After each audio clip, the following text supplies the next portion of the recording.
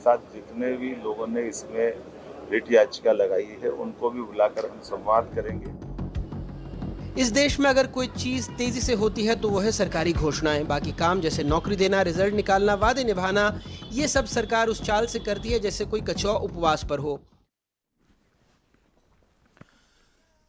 बहुत से सवाल हैं, हमने आपको एक डिटेल्ड रिपोर्ट दिखाई है। हमारे साथ इस वक्त बीजेपी की तरफ से शिवम शुक्ला जी, कांग्रेस की तरफ से अमित चौरसिया जी, अभ्यर्थी सचिन यादव जी, इसी तरह एक और अभ्यर्थी मंगल सिंह जी हमारे साथ जुड़ रहे हैं, और साथ ही साथ वकील रामेश्वर सिंह ठाकुर जी भी हमें ज्वाइन कर रहे हैं। मैं आप सभी का इस डिबेट में बहुत बहुत स्वागत करता हूं। दो चीजें हैं, 87-13 का जो फॉर्मूला है, इसे अगर आप बहुत आसान शब्दों में ना समझ पाए हो तो मैं सिंपल बात आपको बता देता हूं। 1000 भर्ती थी, उसके लिए किसी भी विभाग ने, एमपीपीएससी ने एग्जाम कराए, उसमें से 1000 जो टॉप निकले, केवल 870 का रिजल्ट जारी किया जाएगा, 130 रोक लिए जाएंगे, और उस 130 में क्योंकि एससी का 16, एसटी का 20% पहले से फिक्स है मध्य प्रदेश के स्थिति में, 2019 से पहले की स्थिति से पहले, तो उसमें जो 130 पद रोके जाएंगे उसमें 65 टॉप ओबीसी रोक लिए जाते हैं और 65 जनरल कैटेगरी के लोग रोक लिए जाते हैं। और यही वो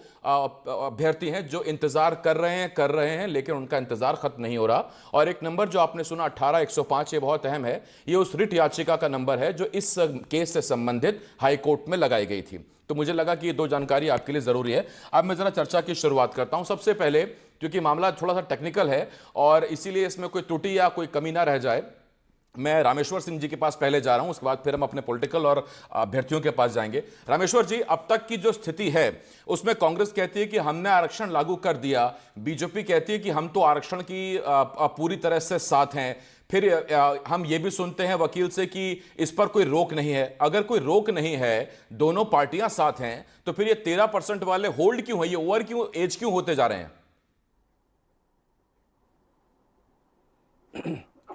देखिए सर, आरक्षण का कानून, इसमें कोई संशय नहीं है कि तत्कालीन सरकार जो कांग्रेस सरकार थी, उस समय ये कानून विधानसभा से पारित हुआ था, और इस कानून को माननीय कमलनाथ जी की सरकार में कभी इम्प्लीमेंट नहीं हो पाया, क्योंकि इसमें लिटिगेशन आया था उस समय। तो उसमें एक पीजी नीट में अंतरिम आदेश हो गया था, तो ये मान लिया गया था कि कानून स्टे है, जबकि ये कानून स्टे नहीं हुआ था। इसके बाद जब सरकार बदलती है मार्च 2020 में, तो जो नई सरकार आई, जो वर्तमान सरकार है, उन्होंने ये मान के रखा कि ये स्टे है और इसको लागू नहीं किया। जब इसमें छात्र आंदोलित हुए मध्य प्रदेश, भोपाल में और तमाम जगह प्रदर्शन हुए, तो तत्कालीन मुख्यमंत्री माननीय शिवराज सिंह चौहान जी ने सभी संगठनों को बुला के एक मीटिंग ऑर्गेनाइज की थी। मुझे याद है, मैं भी उस मीटिंग में था, 24 अगस्त 2021 को।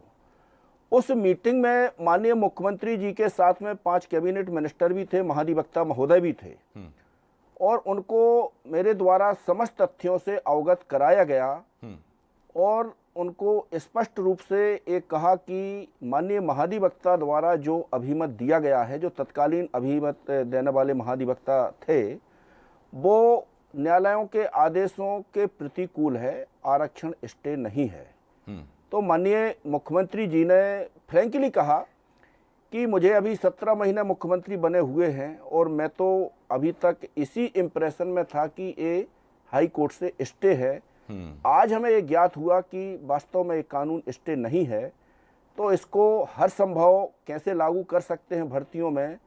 महाधिवक्ता जी को निर्देशित किया कि आप इन लोगों के साथ बैठ के, ओबीसी एडवोकेट वेलफेयर के साथ बैठ के, और इसमें क्या हम आगे करें, किस प्रकार से कार्रवाई करें, आप इसमें काम करिए।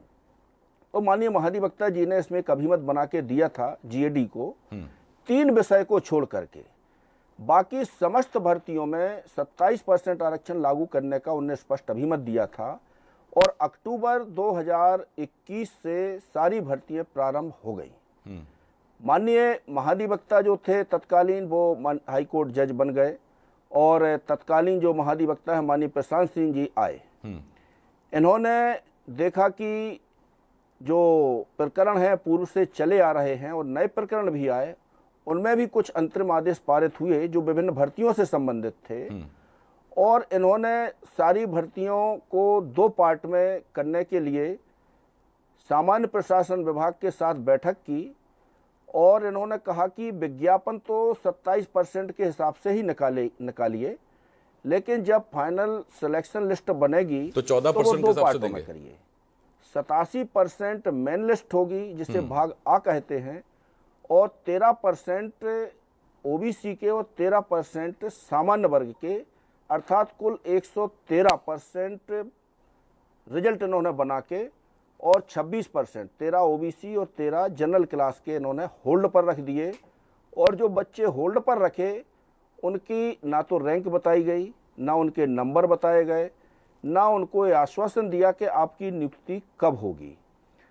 और एक क्रम चलता रहा, पीएससी 2019 से इन्होंने चालू किया था, और जो महाधिवक्ता महोदय ने अभिमत दिया था 25 अगस्त 2021 को, उसमें सामान्य प्रशासन विभाग द्वारा 2/9/2021 को एक परिपत्र जारी किया, और उसमें सारी स्थिति स्पष्ट करते हुए ओबीसी आरक्षण 27% किस प्रकार लागू किया जाना है, इस समस्त विभागों को निर्देश दिए गए। ठीक है, लेकिन उसका अभी तक जो लाभ है वो अभ्यर्थियों को मिलता दिखाई नहीं दे रहा है। रामेश्वर जी, मैं लौट रहा हूं आपके पास, जरा बाकी पैनलिस्ट है मेरे साथ, मैं उनके पास जा रहा हूं। पहले जरा मैं अभ्यर्थियों के पास जाता हूं, फिर मैं इस पर पॉलिटिकल रिएक्शन लेता हूं। मेरे साथ 2 अभ्यर्थी हैं, मंगल सिंह जी हैं और साथ साथ सचिन यादव जी हैं। सचिन जी, मुझे ये बताइए कि आपने कब परीक्षा दी थी, कब से होल्ड पे है, और अधिकारियों से बात होती है क्या, क्या कहते हैं वो? सर, मैंने 2023 वर्ग 1 की परीक्षा दी थी, जिसमें मेरा जो रिजल्ट है वो ओपन है, और उसके अंदर 18/105 याचिका का जिक्र किया था सरकार ने, और साफ साफ रिजल्ट में लिख के दिया था कि ये याचिका अगर खारिज हो जाएगी तो हम आपको नियुक्ति दे देंगे। मगर वो खारिज होने के बाद भी, सुप्रीम कोर्ट से भी खारिज हो चुकी है आज की डेट में वो याचिका, मगर सरकार ने कुछ ना कुछ करके कोई नई याचिकाओं का हवाला दे के हमारी भर्ती को रोक रखा है। और जबकि मैं रैंक में हूँ, उसमें जितनी पोस्ट निकली थी उसके अंदर मेरी रैंक है। तो आप जानते हैं कि आपकी रैंकिंग क्या, आपकी मेरिट क्या, आप जानते हैं इस बात को? जी सर, मेरिट आई है मेरे में, ठीक है ना, मेरी 144th रैंक है ओबीसी के अंदर, मगर 13% जो पद होल्ड है उसके अंदर मुझको होल्ड कर दिया गया। ये बहुत दुख की बात है कि हमारे मध्य प्रदेश में ओबीसी की इतनी जनसंख्या होने के बाद भी उनको अपना अधिकार नहीं मिल पा रहा है, और छात्र सर इतने ज्यादा परेशान है इसको लेके कि आज की डेट में वो कुछ भी चीज करने के लिए तैयार है। नहीं, मैं वो समझ सकता हूँ आपकी बात। मंगल सिंह जी हमारे साथ अभ्यर्थी हैं। मंगल सिंह जी, यही सवाल आपसे, आपने कब परीक्षा दी थी, कब से होल्ड पे हैं? जी सर, परीक्षा मतलब 2020 का नोटिफिकेशन था, और परीक्षा मार्च 2022 में हुई, और क्योंकि कोरोना था तो 2 साल डिले हो गया था मतलब, और इसका भर्ती प्रक्रिया चालू हुई 2023 में। तो पहली काउंसलिंग में ओबीसी अभ्यर्थियों को बिल्कुल नहीं रोका गया था, क्योंकि जिला स्तरीय रोस्टर था, कहीं मतलब जिले वाइज रोस्टर था। किसी जिले में तो 20% मिला, किसी में 22, किसी में 24, किसी में 18, किसी में 10, और सिंगरौली जैसे जिले में तो ऐसा कुछ भी नहीं था। जैसे सेकंड काउंसलिंग हुई, फिर हमें हवाला दिया गया 18/105 का। होल्ड किया गया था। जब जो मेरिट सूची आई थी 10 अगस्त को मेरिट सूची आई थी, तो उस समय जब हमने देखा तो उसमें सिर्फ ओबीसी के, क्योंकि 6380 पदों पे जो है नियुक्ति आदेश जारी होने थे, लेकिन उसमें से कुछ जारी हुए, मतलब 882 पद जो ओबीसी अभ्यर्थियों के रोक दिए गए, और नियुक्ति आदेश जारी होने थे, लेकिन उसमें से कुछ जारी हुए, मतलब 882 पद जो ओबीसी अभ्यर्थियों के रोक दिए गए। और जब हम उसी समय, क्योंकि आंदोलनरत थे उस समय, हम पदवृद्धि की मांग कर रहे थे, तो हमने जाके कामनाचार्य मैडम जो कि उप संचालक है, हमने उनसे जाके पूछा, कमिश्नर भी थे उस समय, हमने पूछा कि ये ओबीसी के क्यों होल्ड कर दिए हैं। तो उन्होंने जीएडी का हवाला दिया कि जीएडी के कारण रोके, या फिर सामान्य प्रशासन का मामला है, इसमें हम कुछ नहीं कर सकते। जब हम वहां गए तो कोई इशू नहीं बताया गया था, ऐसे हमें घुमाते फिराते रहे। फिर बाद में अभ्यर्थियों ने आरटीआई लगा के पूछा तो 18/105 का जिक्र किया गया। जैसे कि आप सर जानते हैं कि रामेश्वर सर ने इसके लिए काफी मेहनत की है, उनका जितना धन्यवाद किया जाए पूरे मध्य प्रदेश की ओर से उतना कम है। उन्होंने 18-105 जो कि गलत थी, मतलब हमारी उस पर हवाला देके जो बिना मतलब कि हमको रोका गया, 2 साल तक हम प्रयास करते रहे, हमें सिर्फ आश्वासन मिलते रहे और कुछ भी नहीं हुआ। और आज अगर हमें न्याय मिल गया है माननीय न्यायालय से, तो अब हमारा जो है नियुक्ति का रास्ता साफ हो गया है। जो पात्र अभ्यर्थी है, कम से कम आप अब तो हमको नियुक्ति दे दीजिए। जो इसके 882 जो हमारे प्राथमिक शिक्षक भर्ती के पद है उनको तो अब जारी कर दीजिए। जैसे हमारे सर सचिन सर भी जुड़े हुए हैं, वर्ग 1 से है वो, तो वो भी उस व्यथा को जानते हैं। 2018 की भर्ती का ही ऐसे नहीं, वो मामला है। व्यथा हम तो समझ कम से सकते कम हैं वर्ग सर, आपकी वो 3 का पीड़ा। मैं आपको बताऊं, ऐसा देखिए, कोई या बयान तो नहीं पूरी तरह से खारिज हो जाए कि आप हो ही नहीं पाए पास, तो फिर छात्र अभ्यर्थी अपनी अगली परीक्षा की तैयारी करे। अब मन इधर लगाए, फिर वहां जाए, फिर भर्तियां कम आती हैं, जो आती हैं उसमें होल्ड हो जाता है। शिवम शुक्ला जी, मैं आपके पास आ रहा हूँ। शिवम जी, पूरी स्थिति अब आपके सामने है। मुझे ये बताइए कि शुरुआत में, मैं तो इस सरकार का पिछली सरकार दोनों पूछता हूं, जैसा रामेश्वर जी ने बताया, चौंकाने वाली बात है कि कोई ऐसा स्टे है नहीं, आप स्टे मानकर बैठे रहे। तो उस वक्त आपकी लीगल टीम, आपके तमाम जो वकील रहते हैं, वो क्या कर रहे थे? सरकार को गुमराह किया जा रहा था, उसकी वजह से अभ्यर्थी परेशान हुए। देखिए आसिफ जी, सबसे महत्वपूर्ण चीज यह है कि मध्य प्रदेश की सरकार की सदैव ही मंशा रही थी कि जितना भी आरक्षित वर्ग का न्यायोचित स्थान है वह उनको मिलने के पश्चात इस पूरी प्रक्रिया को संपन्न किया जाए। और उस उद्देश्य के साथ जब हम चूंकि उनकी हक की लड़ाई न्यायालय में लड़ रहे थे, तो हमारा पुरजोर तरीके से प्रयास था कि जो 27% ओबीसी आरक्षण देने का स्वप्न हमारी सरकार ने देखा है, उसको लागू करवाने के पश्चात जो भर्ती की प्रक्रिया है उसको आगे बढ़ाया जाए। और उसी दृष्टिकोण और सोच के साथ हमने 87% अभ्यर्थियों को एक त्वरित निराकरण, हमने देखा कि वो जो आरक्षण का पूरा विषय लंबित है उसके कारण कहीं ना कहीं भर्ती की प्रक्रिया लंबित होने के कारण अभ्यर्थियों को नियुक्ति नहीं मिल पा रही, तो हमने 87% देने का निश्चय किया। और उसके पश्चात 13% पदों को हमने होल्ड कर दिया कि अगर कोर्ट का इसमें वर्डिक्ट आता है तो हम आरक्षण की जो व्यवस्था है उसको लागू करने के पश्चात इस भर्ती को करने का काम करेंगे। अब चूंकि कोर्ट का इसमें बहुत स्पष्टता के साथ आरक्षण पर तो एक रोक थी ही, भर्ती पर भले न रही हो, लेकिन आरक्षण जो एक अरुणा साहनी केस के बाद, जो इंदिरा साहनी केस के बाद यह जो पूरी परिस्थिति उत्पन्न हुई थी, 50% का जो कैप का विषय था, उसको लेकर के मध्य प्रदेश के उच्च न्यायालय में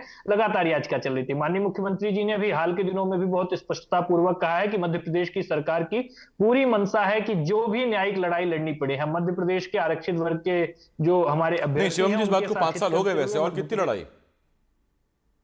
देखिए आसिफ जी, मध्य प्रदेश की सरकार की तो मंशा बहुत पॉजिटिव सकारात्मक रही है, लेकिन इसके बावजूद भी न्यायालय की प्रक्रिया हम सब जानते हैं, वहां पे कानून के विभिन्न पहलुओं पर विवेचना होती है और उसके पश्चात कोई निर्णय हो पाता है। अब हमने पूरे प्रकरणों को माननीय उच्चतम न्यायालय में ले जाने का काम किया और वहां पर जो हमारे सॉलिसिटर जनरल हैं उनको निर्देशित किया गया है कि एक मजबूती के साथ इस पूरे प्रकरण में शासन का पक्ष रखा जाए। और यह जो ओबीसी वर्ग के अभ्यर्थियों के लिए मध्य प्रदेश की सरकार की संवेदनशीलता है, शिवम जी, देखिए, मुझे नहीं पता कि आपका ये जवाब जो है, ये मध्य प्रदेश के हजारों लाखों जितने अभ्यर्थी हैं जो वेटिंग में चल रहे हैं, उनको ये संतुष्टि देगा कि नहीं देगा। अमित चौरसिया जी हमारे साथ हैं कांग्रेस की तरफ से।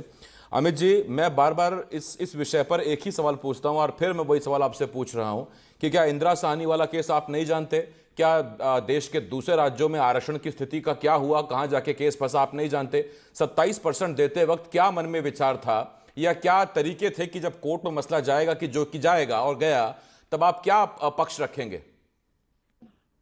जी नमस्कार आसिफ जी, और मैं समझता हूँ इस समय 70,000 से अधिक ओबीसी पोस्ट जिनके होल्ड है वो आपका शो देख रहे हैं, और पूरे मध्य प्रदेश के वो पिछड़ा वर्ग की आबादी भी देख रही है जो अपना अधिकार मांग रही है, भारतीय जनता पार्टी से भीख नहीं मांग रही है। और जहां तक बात है आरक्षण की, आपने कहा इंदिरा साहनी वाले केस में, उसके अंदर एक वर्डिक्ट ये भी था, रामेश्वर ठाकुर जी यहाँ पे उपस्थित है, आप उनसे भी पूछ सकते हैं कि राज्य की जनसंख्या के अनुपात के आधार पर आप अपना आरक्षण सीमा तय कर सकते हैं। उसमें 50% आरक्षण की लिमिट कहीं नहीं थी।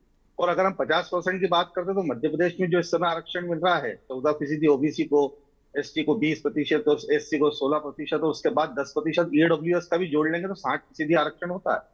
ये बात पूरी तरीके से तथ्यहीन है जो शिवम शुक्ला जी रख रहे हैं। ये सिर्फ एक ही मंशा है कि आरएसएस की जो विचारधारा है, जो आरक्षण विरोधी है, और तमाम मेरे पास में उदाहरण है, मैं उसमें जाना नहीं चाहता हूँ, मोहन भागवत जी से लेकर तमाम वो उदाहरण है जो समय समय पे आरक्षण के खिलाफ उसकी आलोचना करते आए हैं और राजनीतिक संगठनों का गठन करते हुए आए हैं ताकि इस देश के अंदर से आरक्षण को समाप्त किया जा सके। ये भारतीय जनता पार्टी जो आरएसएस की विचारधारा से पोषित है, नहीं देखिए, उसमें अगर इसमें पढ़ेंगे अमित जी तो फिर तो डिबेट हो जाएगी। देखिए, एसटी का 20 नहीं रोका, एससी का 16 नहीं रोका ना सर, दिक्कत है सिर्फ ओबीसी के आरक्षण को लेके। नहीं तो मैं आपसे कह रहा हूँ, रामजी महाजन आयोग का गठन कब हुआ? ठाकुर अर्जुन सिंह जी के कार्यकाल में हुआ। दिग्विजय सिंह जी ने 14% आरक्षण दिया, कमलनाथ जी ने 27% दिया। रामजी महाजन आयोग की रिपोर्ट कहती है मध्य प्रदेश की पिछड़ा वर्ग की आबादी को देखते हुए 35% आरक्षण दिया जाए। अभी थोड़े दिन पूर्व बाबा भीमराव अंबेडकर शोध संस्थान का एक सर्वे निकल कर आया जिसमें बताया गया कि मात्र 16% पिछड़ा वर्ग को जो है प्रतिनिधित्व मिला हुआ सरकारी नौकरियों में, और मध्य प्रदेश की पिछड़ी आबादी को देखते हुए 35% आरक्षण किया जाए। क्यों पिछड़ा वर्ग के आयोग की रिपोर्ट पिछले 1 वर्ष से सार्वजनिक भी करी सरकार ने।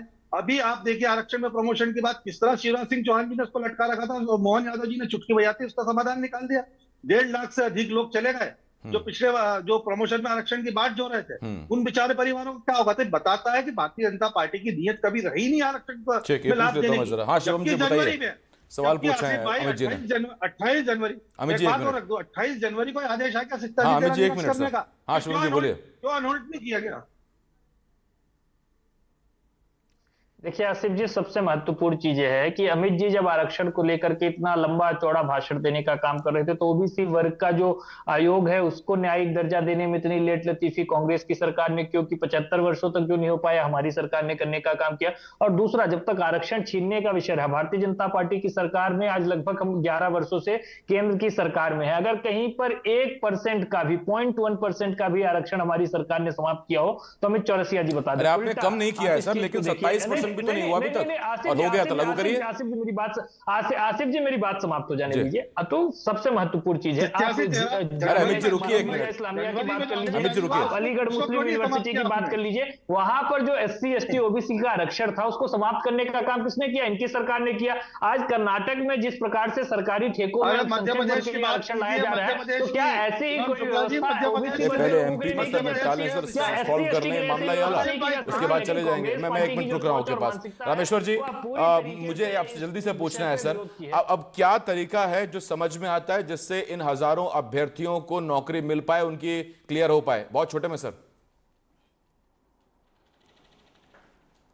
सर कानूनी अड़चन कुछ नहीं है, ओबीसी का 27% आरक्षण स्टे नहीं है। सरकार चाहे तो कल भर्ती कर सकती है, किसी भी प्रकार का कोई भी न्यायिक आदेश बाधक नहीं है। भर्ती तो कर सकती है, भर्ती मेरा मतलब 27-13 सब मिला के पूरा कर सकती है। हाँ, जो पद होल्ड किए हैं वो अनहोल्ड कर सकती है और आगामी समस्त भर्तियां 27% के हिसाब से सरकार कर सकती है। और मैं एक बहुत ही महत्वपूर्ण बात बताने जा रहा हूं जी। सुप्रीम कोर्ट ने लास्ट हियरिंग में स्पष्ट कर दिया है कि मध्य प्रदेश हाई कोर्ट कोई भी ओबीसी के मैटर में सुनवाई नहीं करेगा। वो सीधा ऐसे यानी कंटेम्प्ट भी फाइल होगी तो भी वो एंटरटेन नहीं होगी, कोई भी पिटीशन फाइल होगी तो वो भी Madhya Pradesh high court entertain नहीं करेगी। जिसको ग्रीवेंस है वो डायरेक्ट सुप्रीम कोर्ट में पिटीशन फाइल करे। और कल महाधिवक्ता महोदय को भी सुप्रीम कोर्ट ने यही कहा, स्पष्ट बोल चुकी है सुप्रीम कोर्ट कि you are free to go ahead. इसका मीनिंग क्या है? ठीक, तो शिवम जी, when you are free to go ahead, so why you are not moving forward? Asif ji, our government is entirely committed to ensure whatever is the right of OBC community, और हम इसको पूरी तरीके से इंश्योर करेंगे। मध्य प्रदेश की सरकार की जो प्रतिबद्धता है, कटिबद्धता है, वह मध्य प्रदेश के आम जनमानस और नागरिकों के साथ है। हमारी कर्नाटक की सरकार ने एक ओबीसी का आरक्षण छीन करके अपने वोट बैंक को जो पूरा एक राजनीतिक विचार है, वह जो लोग भी इस पूरी आरक्षण की व्यवस्था से लाभान्वित होने के लिए पात्र हैं उन तक उसको पहुंचाने का सुनिश्चित करने का काम हमारी सरकार करेगी। और हम देखेंगे कि जिस गतिशीलता के साथ माननीय मुख्यमंत्री जी ने अपने सॉलिसिटर जनरल को निर्देशित किया है, इस प्रकरण का जल्द से जल्द निराकरण हासिल करते हुए मध्य प्रदेश के प्रत्येक ओबीसी वर्ग के अभ्यर्थी को 27% आरक्षण सुनिश्चित करने का काम। सचिन जी, आपको भरोसा जागा है? रामेश्वर जी की बात सुन के कुछ उम्मीद लगी है?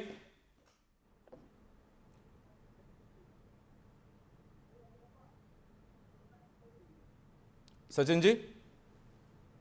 हाँ सर मैं तो ये दोनों पार्टियों के नेता बैठे हुए हैं और मैं सारे अभ्यर्थी, सारे ओबीसी युवाओं की तरफ से इन लोगों से प्रार्थना करना चाहता हूं। पिछले 6 सालों से जो युवा परेशान हो उसकी आप व्यथा समझिए।